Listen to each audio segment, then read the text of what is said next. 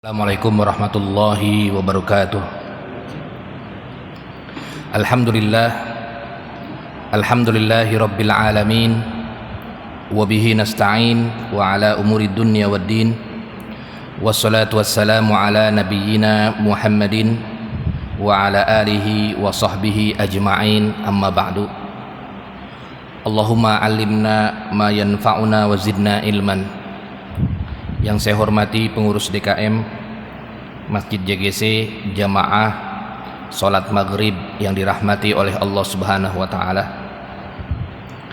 Pada kesempatan Maghrib kali ini kita akan membahas tentang salah satu akad dalam jual beli, yaitu akad salam. Sebelum kita membahas akad salam, ada beberapa masalah atau ada beberapa poin yang pertemuan yang lalu belum tersampaikan terkait dengan bai'ul murabahah, akad murabahah, yang dimana secara singkat akad murabahah itu adalah kita menjual barang dengan menaikkan harga karena terdapat keuntungan. Seperti kita beli baju di Tanah Abang kemudian kita jual kembali, maka itu disebut dengan akad murabahah. Kemarin juga sudah dijelaskan ada 3 bentuk akad murabahah. Ada akad murabahah yang murni, artinya ia membeli barang kemudian ia jual kembali barang tersebut. Ia membeli baju di Tanah Abang misalnya, kemudian ia jual kembali baju tersebut tanpa ada perbaikan misalnya, langsung dijual kembali. Ia beli 100.000 di Tanah Abang kemudian ia jual lagi 120.000, maka disebut dengan akad murabahah. Kemudian jenis murabahah yang kedua adalah ia hanya membeli bahan bakunya saja. Misalnya ia membeli bahannya kemudian ia jual kembali, ia membeli barangnya atau bahan bakunya, bahannya, kemudian ia buat baju kemudian ia jual kembali. Atau ia membeli kayu kemudian ia buat kursi, meja, itu adalah murabahah jenis kedua. Kemudian murabahah jenis ketiga adalah disebut dengan marketing. Artinya ketika seseorang menjual barang tapi ia tidak sebagai penjual aslinya, ia hanya sebagai marketing dari penjual aslinya, maka diperbolehkan dengan syarat ia terdapat perjanjian atau terdapat akad dengan penjual tersebut. Kemudian ada yang terlupakan, bolehkah dalam akad murabahah itu menaikkan harga semaunya? Apakah ada batasannya? Misalnya kita beli barang kemudian kita naikkan 1000% atau 2000%, atau ada batasan-batasannya? Tentu dalam Islam yang menjadi prinsip adalah tidak adanya kezaliman. Jadi dalam menaikkan harga tidak adanya kezaliman, kemudian saling ridho. Kezaliman itu baik dari sisi pembelinya misalnya, konsumennya, atau dari sisi para penjualnya. Maka menaikkan harga tersebut tidak masalah berapapun dinaikannya, asal tidak merugikan pihak konsumennya atau tidak merugikan pihak para penjual-penjualnya. Kalau dia ada kerugian atau merugikan, maka itu disebut dengan tidak boleh penjualan seperti itu. Dalam undang-undang di negara kita juga sudah dilarang, seperti adanya undang-undang perlindungan konsumen atau adanya peraturan komisi persaingan usaha. Ya, misalnya ada sebuah usaha kemudian ia padahal di kampung tersebut harga pulpen 2.000, tiba-tiba ia kurangi harga pulpen jadi 500 perak. Sehingga orang pada ke situ semua. Akhirnya penjual-penjual yang lain bangkrut gara-gara dia. Kemudian setelah bangkrut, kemudian ia menaikkan harga. Nah, itu yang tidak boleh karena bisa merugikan penjual-penjual yang lain. Atau istilahnya disebut dengan kita menjual barang sesuai dengan harga pasarnya. Nah, itu yang disebut dengan akad murabahah. Artinya keuntungannya pun tidak bisa kita membuat orang lain terzolimi gara-gara kita. Ya, misalnya kita mempunyai strategi dan lain sebagainya, itu nanti bisa kena ke dalam Islam namanya disebut dengan salah satu poin tidak boleh saling menzolimi, baik itu dari pihak pembelinya atau konsumennya atau dari para penjual-penjualnya. Boleh menaikkan tapi hanya sedikit atau tidak merugikan orang lain. Jamaah salat maghrib yang dirahmati oleh Allah Subhanahu wa taala. Kemudian ada juga di saat ini disebut dengan murabahah sistem modern. Itu bisa kita baca di fatwa-fatwanya Dewan Syariah Nasional Majelis Ulama Indonesia. Murabahah modern itu adalah dia murabahahnya berbeda dengan murabahah yang kita kenal di fikih-fikih klasik. Artinya akadnya itu murabahah bit taksid misalnya. Dia murabahah dengan cara misalnya pembiayaan. Biasanya kalau di LKS ya, lembaga keuangan. Kalau di syariah namanya LKS, lembaga keuangan syariah. Kalau misalnya konvensional LK saja, lembaga keuangan atau bank, atau misalnya lembaga-lembaga keuangan yang lainnya. Nah, itu biasanya seseorang membeli sepeda motor atau membeli rumah, itu nggak mungkin dia belinya langsung ke mana? Beli langsung ke tokonya. Pasti ada perantaranya itu. Perantaranya itu adalah melalui LK tadi. Baik itu lembaga keuangan atau lembaga keuangan syariah. Nah, itu kalau misalnya LKS keuangan syariah namanya disebut dengan akad murabahah bit taksid. Nah, itu sudah ada fatwanya dalam DSN MUI. Tapi memang di zaman sekarang masih ada perdebatan di kalangan para ulama kontemporer terkait dengan fatwa-fatwa kontemporer di ekonomi Islam. Tapi memang sudah difatwakan kalau kita baca fatwa-fatwa DSN MUI itu dibolehkan dengan syarat sesuai dengan prinsip syariah. Kemudian jamaah sholat maghrib yang dirahmati oleh Allah Subhanahu wa taala, baru kita akan masuk kepada akad selanjutnya, yaitu akad salam. Akad salam itu salam dalam bahasa Arab secara bahasa lugatan artinya al-iqta awis salaf, memberikan atau menyerahkan.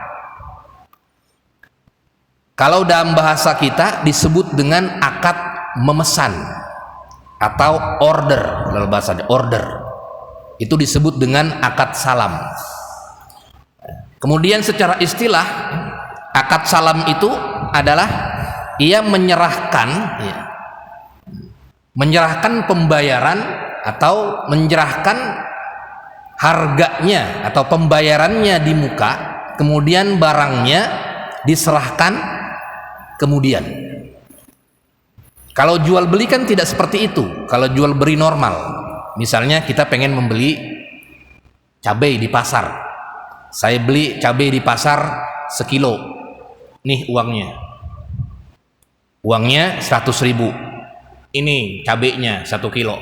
Terjadi jual beli, ada barangnya, ada uangnya, ada pembelinya, ada penjualnya. Itu disebut dengan jual beli secara normal. Tetapi kalau jual beli salam adalah barangnya belum ada pembelinya, ada penjualnya, tapi adakah barangnya belum ada. Yang ada baru uangnya terlebih dahulu. Itu disebut dengan akad salam. Ya, misalnya kita pengen memesan sebuah kitab. Saya pesan kitab ini. Kitab apa? Kitab Bidayatul Mujtahid. cetakannya cetakan Mesir misalnya, terbitan Mesir, harganya berapa? Harganya 1 juta, yang high class ya. Ya, ini contohnya seperti ini, fotonya seperti ini.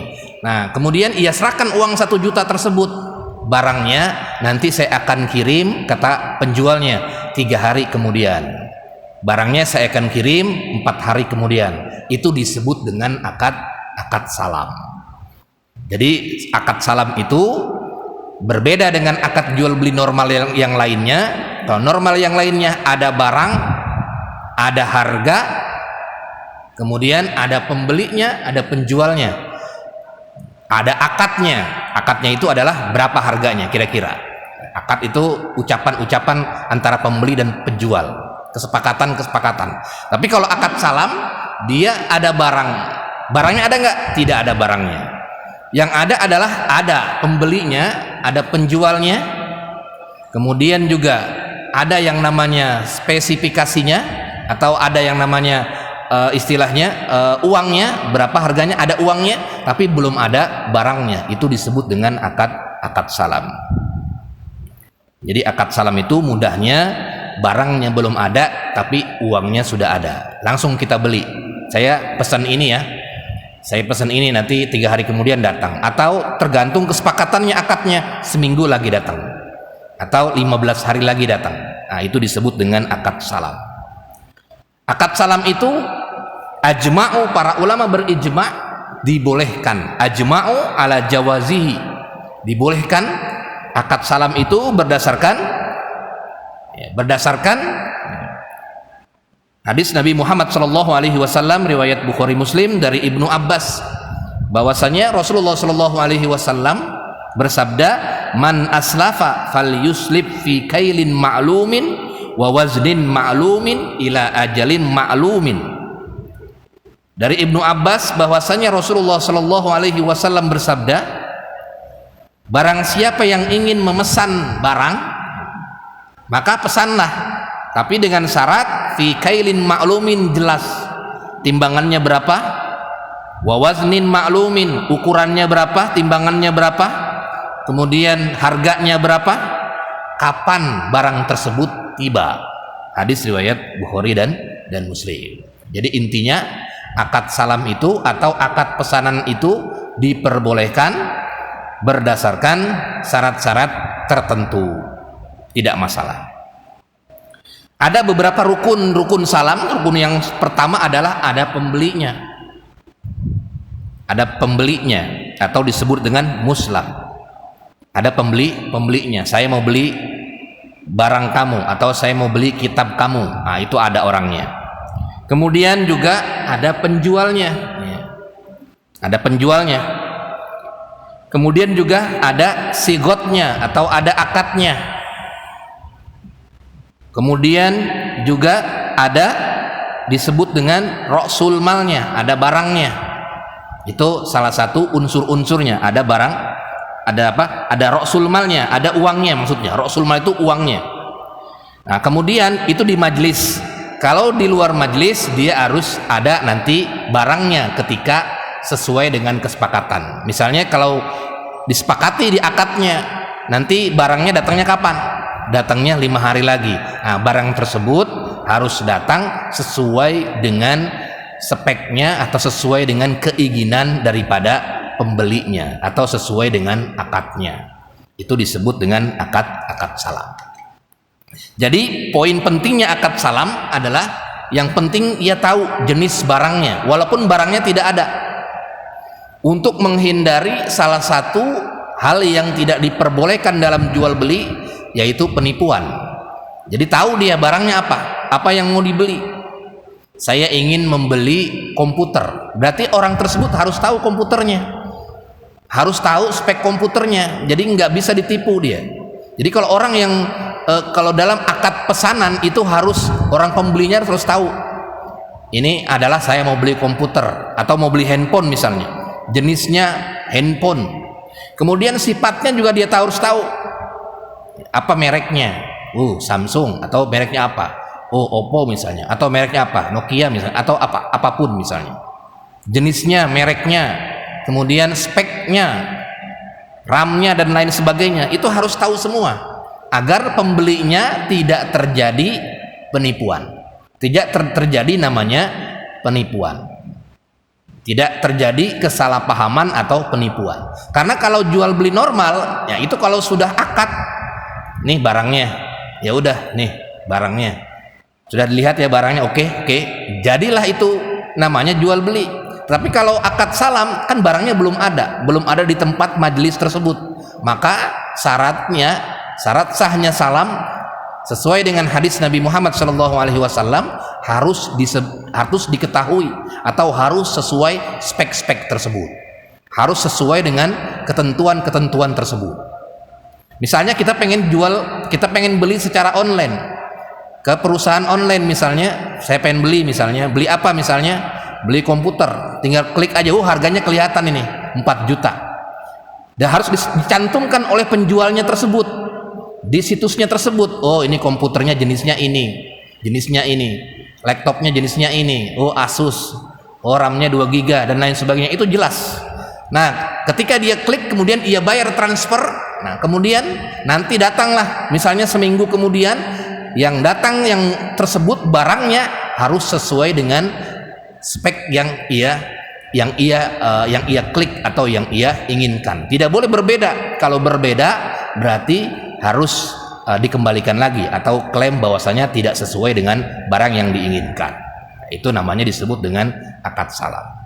Jadi dalam Islam akad salam itu adalah diperbolehkan, tidak masalah selama speknya atau selama sifat-sifatnya itu diketahui oleh pembelinya, kemudian waktunya juga diketahui dan lain sebagainya. Ketika datang barang tersebut 3 hari atau seminggu sesuai dengan akadnya, maka barang tersebut sesuai dengan apa yang diinginkan oleh pembelinya. Itu disebut dengan akad salam.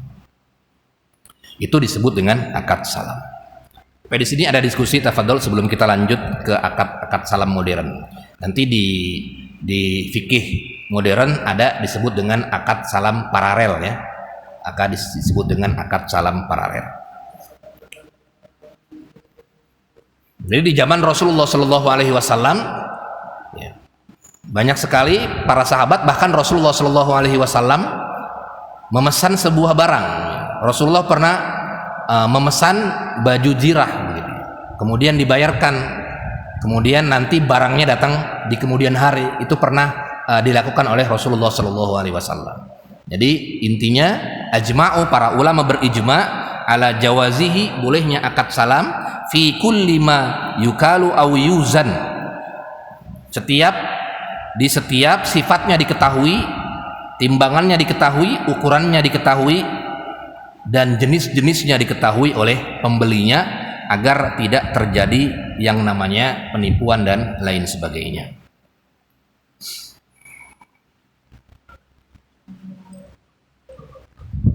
Waalaikumsalam warahmatullahi wabarakatuh.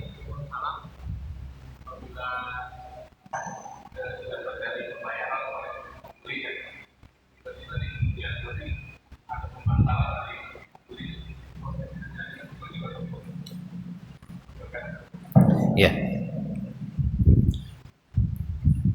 ketika dia misalnya dalam akad salam pembelinya tersebut sudah mentransfer uang atau sudah mentransfer uang, ya, sudah membayar uangnya, kemudian terjadi pembatalan secara sepihak misalnya oleh pihak pembeli, ya. Kemudian bolehkah gitu, ya, bolehkah uang tersebut tidak kembali begitu? Tidak kembali uang tersebut. Kalau dia tidak kembali sama sekali tidak boleh, harus kembali. Tapi ya, ini nanti masuk ke dalam kajian bai'ul urbun, ya. Artinya seseorang yang ia sudah memesan barang kemudian ia batalkan secara sepihak, itu dalam kajian fikih namanya disebut dengan bai'ul urbun.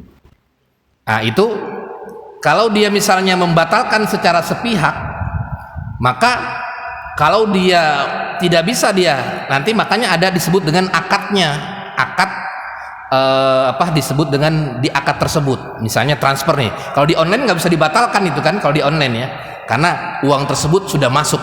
Misalnya ketika di online kita pengen pesan online, pesan klik misalnya, pesan barang misalnya komputer nih 4 juta sudah kita transfer, kita pengen tidak jadi. Nah, kalau misalnya di akad tersebut atau di menu di komputer tersebut atau di situs tersebut ada akad namanya pembatalan, misalnya kan biasanya ada kan, kalau tidak jadi itu kena potong 10%, misalnya begitu kan ada ya. Tapi kalau tidak ada pembatalan, berarti nanti si pihak penjualnya itu wajib hukumnya mengirim komputer yang sesuai dengan spek yang ia belikan, kemudian dikirimlah komputer. Nah, kemudian kalau misalnya saya tidak jadi begitu ya, kalau sudah akad ya tidak boleh tidak jadi, kecuali kalau dia ada menu di situnya. Itu kan kalau diklik di menu itu namanya ketika di majelis akadnya. Kalau sekarang modernnya begitu. Ada istilahnya di online-nya ada nggak menu pembatalan. Kalau misalnya kita hadir di sini ada penjualnya. Misalnya nama saya Anwar, Saiful Anwar. Ada misalnya Ahmad misalnya. Wahai Ahmad, saya pengen beli komputer nih 4 juta, nih uangnya. Tiba-tiba dalam 1 jam atau setengah jam kemudian kita batalkan, tapi masih dalam majelis tersebut, masih ada orangnya dan masih dalam majelis tersebut. Nah, itu boleh. Nah, boleh dibatalkan. Namanya nanti khiyar majelis. Dalam fikih namanya pilihan khiyar majelis. Tapi kalau misalnya dia sudah pergi, kemudian makanya bagusnya itu ada diakadkan itu. Kalau misalnya tidak jadi, biasanya kan ada. Kalau tidak jadi, maka bolehkah kita mengambil 5% atau 10%-nya daripada DP lah istilahnya itu ya, atau daripada uang itu, uang tersebut. Kalau misalnya itu biar berdampak pada istilahnya barang tersebut, maka dia boleh melakukan. Yang penting ada di akad tersebut, diketahui oleh pembeli dan penjualnya. Tapi kalau dia tidak diketahui, nggak boleh dia hukumnya mengambil uang yang sudah ditransfer tersebut. Makanya kalau kita pengen kalau pengen transaksi tersebut, kalau misalnya tidak ada yang namanya akad pembatalan, maka secara otomatis kita tidak boleh atau tidak bisa membatalkan secara sepihak. Ya, misalnya kita pengen beli komputer misalnya 4 juta, sudah ditransfer, kemudian komputernya sudah datang ke rumah kita, ya sudah nggak bisa dikembaliin lagi karena sudah terjadi transaksi jual beli tersebut ketika di waktu akad itu, atau ketika kita mengklik pembayaran atau mengklik situs tersebut. Klik misalnya buy, kalau bahasanya buy apa buy? Bayar 4 juta transfer. Nah, itu tandanya kita sudah membelinya. Sudah terjadi akad. Kecuali kalau ada klausul di situ. Di akad tersebut di awalnya kalau terjadi pembatalan, nah itu kalau ada begitu ya, maka akan dipotong 5%. Kita setuju nggak? Kalau kita setuju, berarti kalau kita setuju, namanya dalam hadis al-muslimuna ala surutihim, muslim itu tergantung pada syarat-syarat mereka. Kalau kita setuju antara pembeli dan penjual adanya klausul tersebut yang 5% tersebut, kalau misalnya kita batalkan, akan dikembalikan lagi 95%-nya, maka tidak masalah. Tidak masalah kalau kita setuju ada klausul tersebut. Kalau kita tidak setuju, ya kita tidak jadi. Kan itu tinggal kita akadnya, kita pengen atau tidak, pengen klausul tersebut atau tidak. Jadi kalau tadi pertanyaannya bolehkah kita batalkan secara sepihak, menurut pendapat saya tidak boleh kalau sudah terjadi akad. Karena sudah terjadi akad jual beli dan tidak ada hak khiyar, kecuali hak khiyar itu masih dalam satu majelis, masih di majelis, masih negosiasi, masih ada negosiasi. Kalau ada pembelinya ya, ada penjualnya, ada 2 orang tersebut. Gimana kalau nggak jadi nih? Saya jadi kitabnya, wah berarti dipotong 5%. Kenapa 5%-nya? Karena saya sudah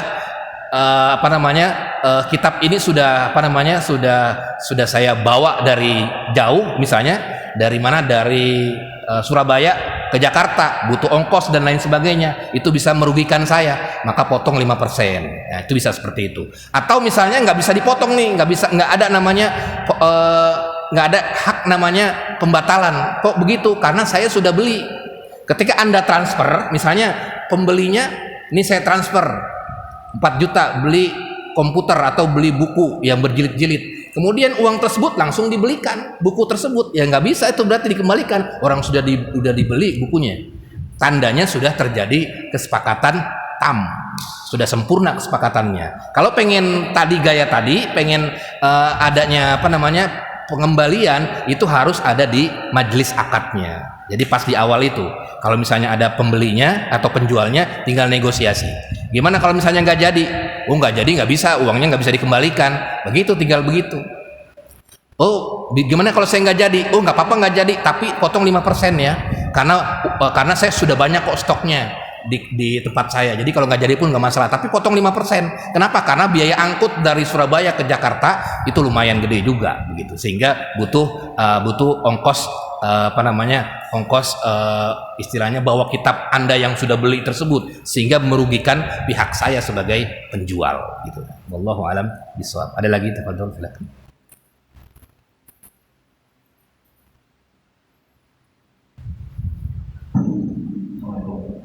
Waalaikumsalam warahmatullahi wabarakatuh. Mau nanya, kalau akad ini berupa jasa, semacam misal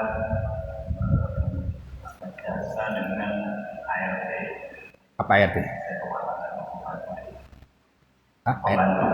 Oh iya, pembantu rumah tangga ya. Akadnya kan kita bayar sama penyalurnya kadang-kadang gitu ya, bayar uang administrasi. Nah, dengan akad jaminan 3 bulan kalau 2 bulan tidak cocok ada gajinya. Nah, sudah datang orangnya sudah mulai bekerja. Setelah 10 hari tiba-tiba si ini minta pulang karena anaknya sakit dan sudah lain hal. Sementara pihak kami kan dirugikan ada pembayaran saksi dan ongkos segala macam. Nah, hukumnya gimana Ustaz? Apakah saya kemarin dia menuntut uang dari saya yang sudah dia bekerja selama 10 hari, sementara akad saya dengan dia adalah dia selama 2 bulan jaminan kalau misalnya tidak ini tapi ini dia pulang sepihak dan belum ada penggantinya. Ini saya seterusnya takutnya saya menjolimi dia karena dia sudah kerja, tapi saya merasa juga menjolimi karena seharusnya tidak seperti ini akan untuk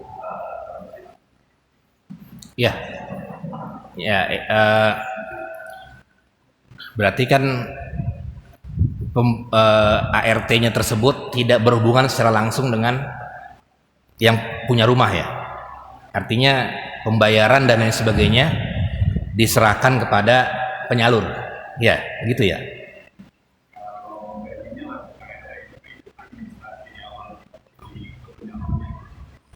Oh, iya iya. Tapi kalau dari sisi pemilik rumah itu ART-nya tersebut dia sudah kerja selama 10 hari, maka dia kerja tersebut harus dibayar itu 10 hari tersebut. Kalau dari pihak yang punya rumah tersebut. Jadi makanya ya kalau di perusahaan jasa itu berarti ya, perusahaan jasa penyaluran ya, jasa penyaluran ART, kemudian jasa penyaluran yang lainnya, kan dia membuat perusahaan jasa dengan kesepakatan dengan yang punya rumah ya. Kalau misalnya kesepakatannya tadi kalau 2 bulan,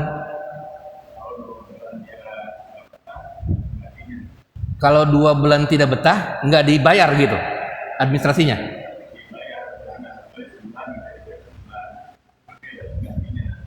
Oh, harus ada penggantinya. Oh, kemudian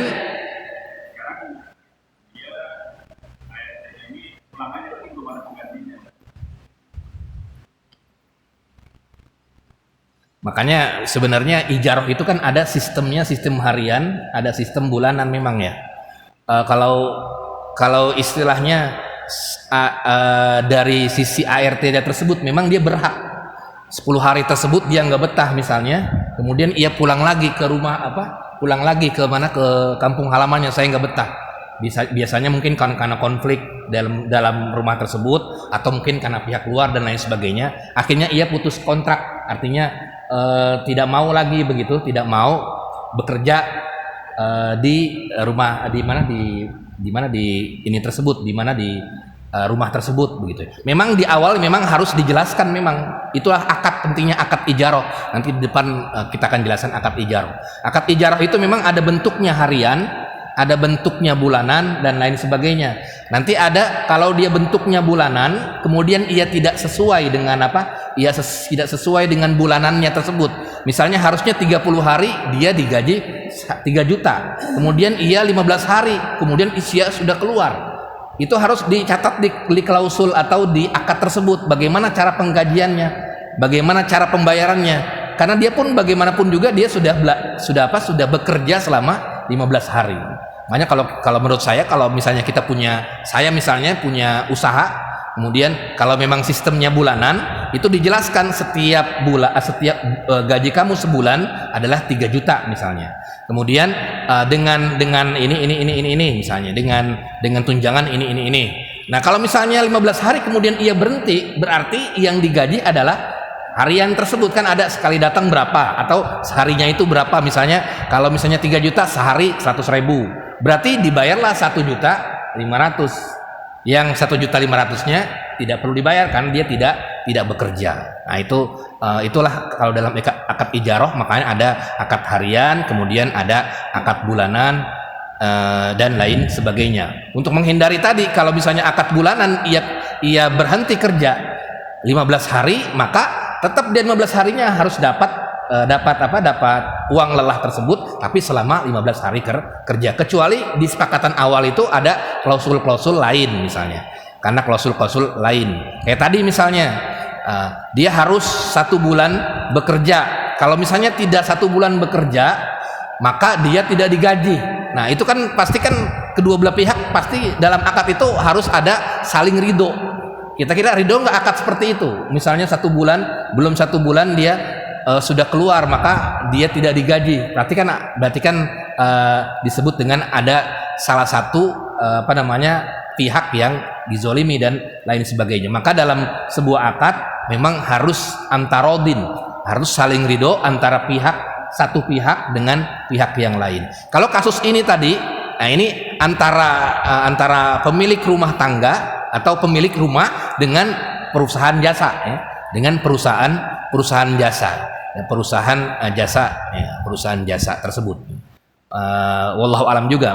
Saya memang kalau menurut saya tadi kalau 2 bulan tadi misalnya dia harus mencari masalahnya yang pemilik itu sudah bayar belum 2 bulan tersebut? Belum bayar.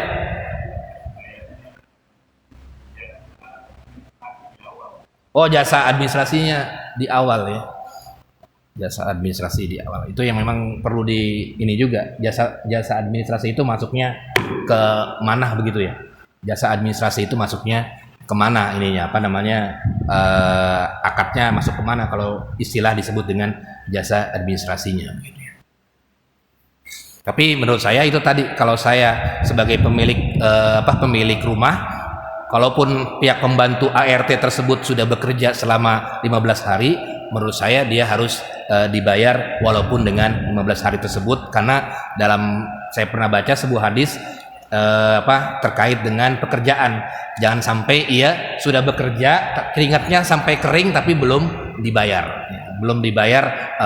Pekerjaannya. Dia kan sudah bekerja, sehari dia bekerja, 2 hari dia bekerja, menyuci, ngepel dan lain sebagainya 15 hari, kemudian gara-gara dia tidak betah atau apapun, kemudian ia keluar nggak dibayar gajinya, maka menurut saya itu adalah salah satu bentuk kezaliman. Makanya ijarah itu penting, ada akad harian juga akad bulanan. Wallahu alam bishawab. Tapi ijarah nanti dijelaskan di pertemuan yang akan datang. Ada lagi terkait dengan akad salam.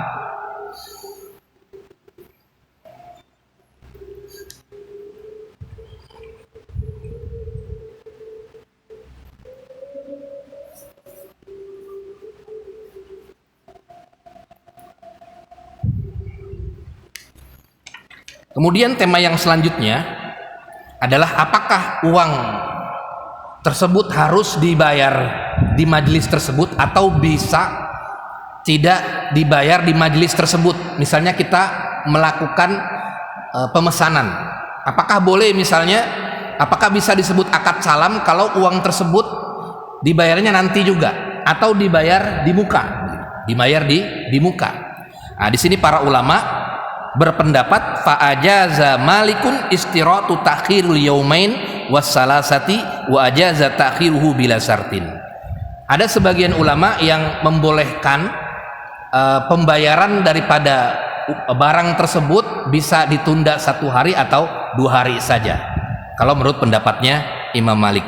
Tapi kalau menurut pendapatnya Imam Abu Hanifah dan Imam Syafi'i, dia harus dibayar secara tunai atau secara langsung akad ketika berlangsung di majelis tersebut. Ketika kita memesan, maka dia harus bayar.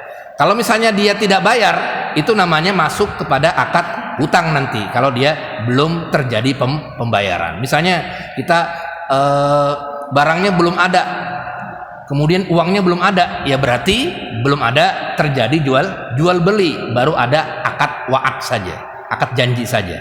Misalnya Pak Ahmad, saya pengen mesen barang, kapan datangnya? Besok kapan? Hari Kamis. Nah, itu kalau misalnya kita belum ngasih uangnya, itu kita baru melaksanakan al-wa'du, baru melaksanakan perjanjian saja. Tapi kalau pengen kita melaksanakan akad salam, maka kita bayar itu. Nih uangnya berapa sih? Nah nih uangnya, kemudian nanti barangnya datangnya kapan? Barangnya datangnya 3 hari lagi baru sampai. Baru itu namanya disebut dengan akad salam. Baru disebut dengan akad salam. Wallahu alam bishawab. Ada lagi? Silakan tafadhol. Ada yang ingin ditanyakan?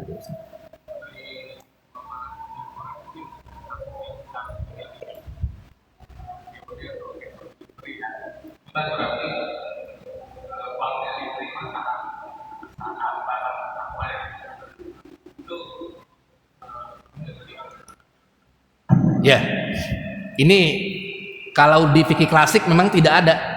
Jadi akad salam nanti ada disebut dengan, kalau di fikih modern itu akad salam itu tidak harus uangnya dibayar di muka. Tapi kalau di fikih-fikih klasik itu mensyaratkan uang itu harus dibayar di muka. Ini yang menjadi problem perbedaan pendapat para ulama. Memang ulama sepakat akad salam itu di zaman Rasulullah SAW itu uangnya dibuka. Nih uangnya. Barangnya kapan? 3 hari lagi datang. 3 hari lagi datang. Kita pengen mesen apa? Mesen misalnya bangku. Berapa harganya? 1 juta jati, merek ini. Harganya berapa? 2 juta nih uangnya. Saya transfer. Barangnya kapan? Minggu besok datang. Nah, itu namanya disebut dengan akad salam. Tapi kalau uangnya belum kita kasih, nah itu kalau menurut ulama-ulama klasik itu belum dikenal kira-kira akad salam atau bukan. Nah, makanya ulama kontemporer berusaha untuk berijtihad. Akhirnya ada sebagian ulama yang mengatakan, oh boleh kalau uangnya diakhirkan. Oh tidak boleh, itu kalau akad salam itu uangnya harus di awal. Nah itu masuk ke dalam fikih kontemporer. Nanti kita akan masuk ke salam kontemporer. Jadi kalau akad salam secara klasik dia uangnya di muka, kemudian barangnya nanti di kemudian hari. Tapi kalau yang kontemporer itu, dia ada ulama yang mengatakan mengharuskan uangnya di muka, namanya disebut akad salam. Kalau misalnya uangnya bukan di muka, itu nanti akadnya akad apa? Kalau sekarang ulama modern yang membolehkan itu namanya akad wa'ad saja, akad janji. Kemudian nanti ketika barang datang, kemudian uang datang, barulah terjadi namanya akad jual beli. Begitu kata yang membolehkan. Seperti kasus kita misalnya beli dengan GoFood, ya kan kita belum kalau yang belum transfer ya, tapi yang bayar di muka, bayar di apa? Bayar di tempat. Nah itu kalau misalnya bayar di tempat, bagaimana hukumnya? Nah itu disitulah yang para ulama mengatakan kalau yang mengharamkan, yang tidak bolehkan itu tidak disebut dengan akad salam. Nanti maksudnya ke akad hutang akhirnya nggak boleh. Tapi kalau yang membolehkan itu bukan akad, itu tetap masuk akad salam, tapi di awal itu namanya akad wa'ad. Wa'ad itu akad janji. Kemudian akad salam di kontemporer tidak harus uang di muka, tapi uang bisa dilaksanakan 2 hari atau nanti kemudian atau barangnya pas banget datang, itu juga boleh, itu menurut sebagian ulama kontemporer. Memang terjadi khilaf dalam ekonomi Islam terkait dengan kasus akad salam yang uangnya sama-sama bukan di majelis uangnya. Itu tinggal kita kira-kira mana yang lebih kuat. Kalau saya pribadi sih kalau misalnya pengen aman ya, kalau pengen kita kembali ke tradisional ya, kalau pengen ini ya tinggal kan ada namanya GoPay atau apa gitu kan, bayar dulu gitu kan. Nah itu sepakat kalau para ulama boleh kalau misalnya kita uang duluan, truk nanti makanannya datang, nih saya bayar truk pakai GoPay atau pakai uang elektronik itu ya, kita transfer nanti datang kemudian. Nah itu tidak masalah, itu namanya akad salam murni, itu benar. Tapi kalau misalnya kita bayar di mana, bayar di tempat, nah itu para ulama tadi membahas dengan perbedaan pendapat di kalangan ulama kontemporer. Wallahu alam bishawab. Ada lagi? Sudah masuk belum ya? Belum ya? Iya Pak Haji, silakan Pak Haji.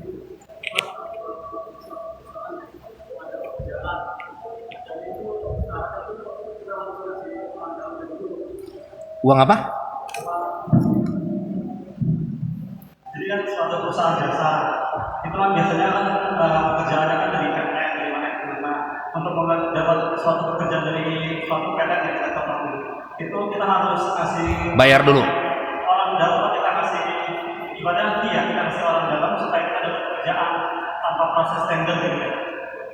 Jadi itu hukumnya gimana ya? Kan kita ngasih buat orang itu orang dalamnya biar supaya kita diberikan pekerjaan sama orang itu kita kasihnya itu apakah diperbolehkan atau tidak?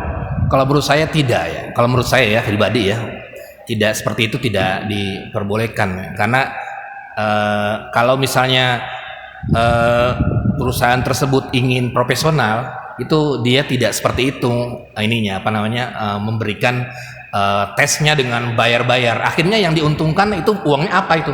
Uang apa namanya begitu? Nanti kan bingung nanti. Ya, Pak. Tapi itu permintaannya bukan dari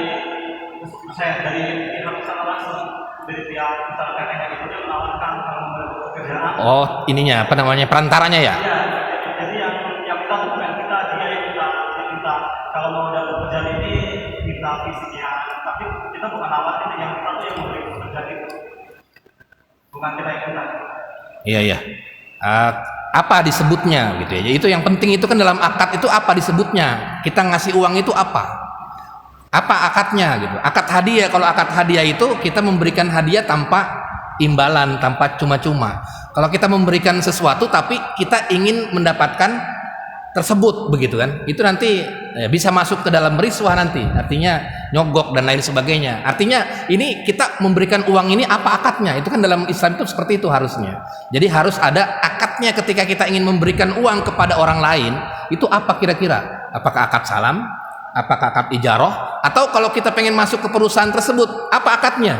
Hadiah bukan. Kalau hadiah itu kalau kita memberikan tanpa cuma-cuma. Intinya kalau kita misalnya dia prestasi, nih saya kasih hadiah. Lah kita belum apa-apa, kita udah memberikan uang kepada siapa begitu kan? Nah, itu apa akadnya kira-kira? Nah, itu yang penting, yang perlu kita garis bawahi menurut saya adalah hal tersebut menurut saya. Nah, itu tidak diperbolehkan menurut saya ya. Tapi kalau menurut saya tidak, uang tersebut nanti timbul akad apa kira-kira? Uang tersebut untuk masuk ke sebuah perusahaan, kemudian membayar 1 juta, 2 juta ya.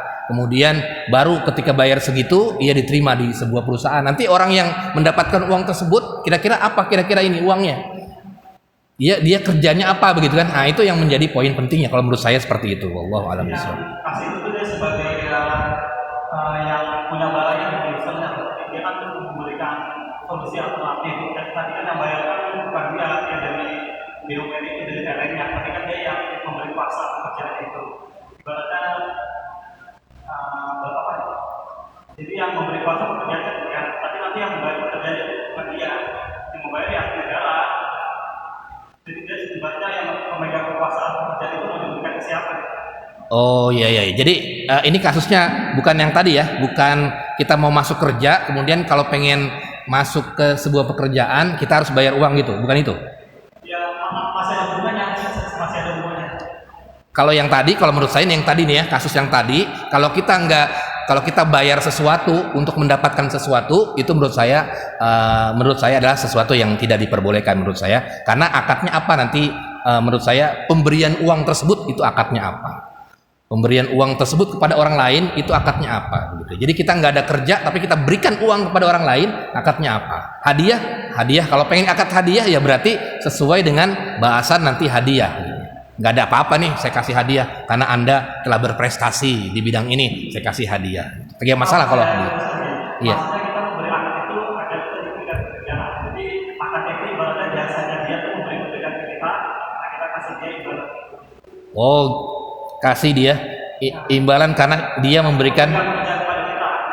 Tapi yang meminta dia, bukan kita yang meminta dia supaya kita diberikan pekerjaan, dia meminta sebuah persenan gitu Pak. Persenan buat pekerjaan itu misalnya pekerjaannya 10 juta, dia minta persenannya 2 juta. Nanti apa 2 juta buat saya ya. Setiap bulannya? 2 juta setiap bulannya buat dia? Sekali aja. Oh, sekali aja. Sebagai apa itu 2 juta itu? Sebagai dia ibaratnya Menolong. bukan supaya kerjaan itu langsung kepada perusahaan enggak tanpa Kalau nggak pakai gituan nggak bisa. Nggak pakai. ada yang seperti itu, ada yang enggak juga, ada juga yang seperti itu. Kalau saya pribadi sih, kalau menurut saya nanti termasuk ke dalam kezoliman menurut saya ya. Wallahu alam. Tapi menurut saya itu kalau pengen kita bekerja tidak ada yang seperti itu. Kita masuk tes secara profesional, kita nggak diterima ya sudah. Allah bukan belum menakdirkan kita. Kita bekerja, kita ilmu kita profesional dan lain sebagainya, ilmu kita mantap dan lain sebagainya. Tapi kalau dengan seperti tadi, nanti menurut saya itu nanti kira-kira gimana gitu akadnya gitu. Wallahu alam bishawab. Tapi itu menurut saya ya. Tapi menurut saya itu tidak dibenarkan kalau menurut saya ya. Wallahu alam bishawab. Tapi kita akan lanjutkan di pertemuan yang akan datang. Mari sama-sama kita akhiri dengan membaca doa kafaratul majlis. Subhanakallahumma bika asyhadu an la ilaha illa anta astaghfiruka wa atubu ilaik. Wassalamualaikum warahmatullahi wabarakatuh.